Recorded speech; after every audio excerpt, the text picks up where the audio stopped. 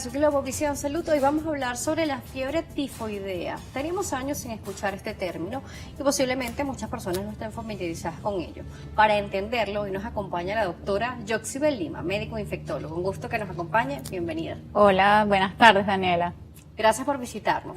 Veíamos un adelanto en la parte anterior de la entrevista de hoy, pero queremos que nos explique bien de qué se trata la fiebre tifoidea.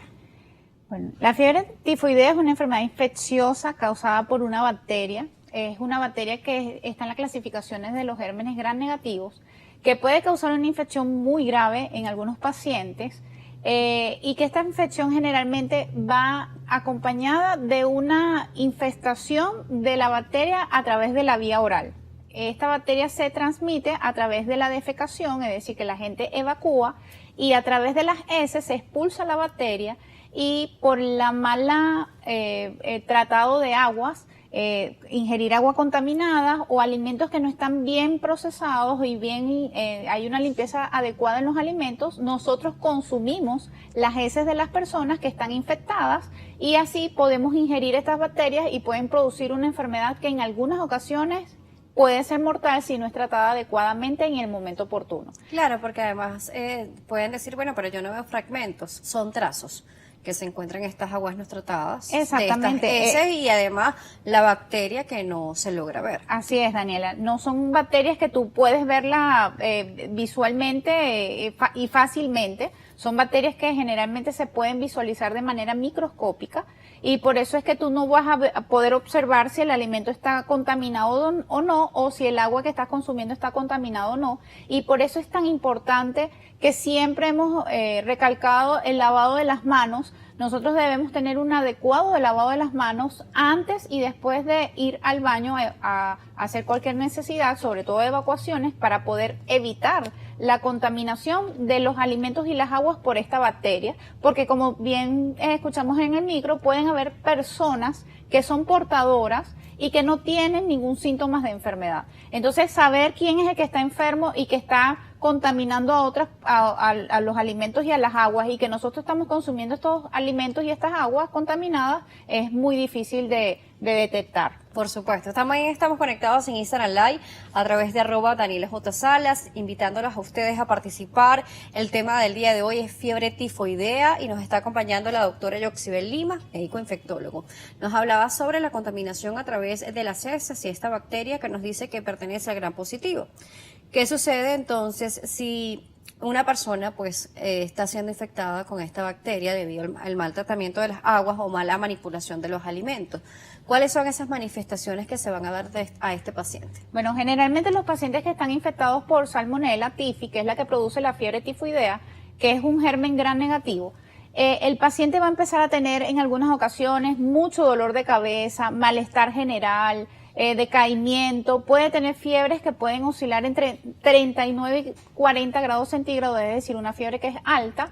El paciente puede tener mucha sudoración, escalofríos. En algunas ocasiones, cuando ese paciente puede llegar a una complicación, puede tener dolor abdominal, porque sabemos que una de las complicaciones más temibles es la perforación intestinal, porque esta bacteria va a afectar el intestino y puede perforarse. Otra de las complicaciones puede ser que el hígado o el vaso van a estar grandes, eso se llama hepato o esplenomegalia.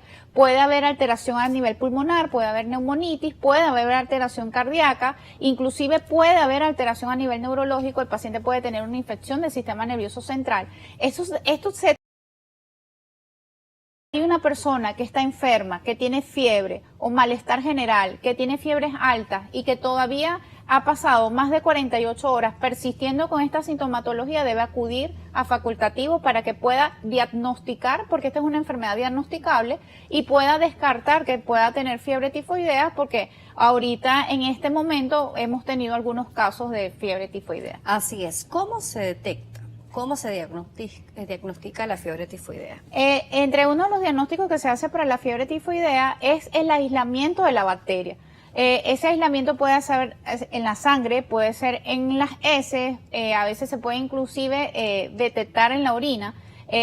También se pueden hacer otras pruebas como son los antígenos febriles.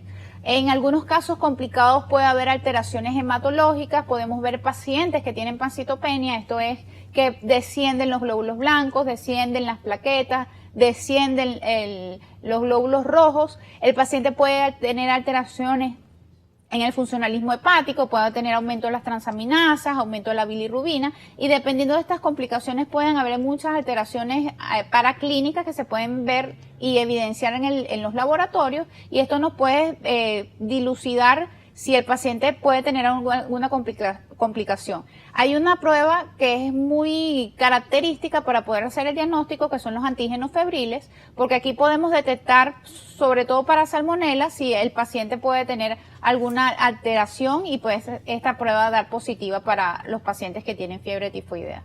Claro, importante saberlo porque, como lo decía al principio, teníamos tiempo sin escuchar ese término, sin escuchar esta enfermedad. Además, data hace muchísimos años. Sí, fiebre tifoidea, de hecho, uno de los primeros casos fueron diagnosticados en el 1900 alrededor, y de hecho fue diagnosticado con una una cocinera que era portadora de Salmonella typhi, y esta persona era una portadora que no tenía ningún síntoma, hacía cocinas para personas que eran de un estrato social muy alto, y hubo muchos fallecimientos y muchas personas enfermas en aquella oportunidad, y se diagnosticó a esta paciente que era portadora de esta bacteria y que transmitía la enfermedad al manipular los alimentos que se consumían los demás personas.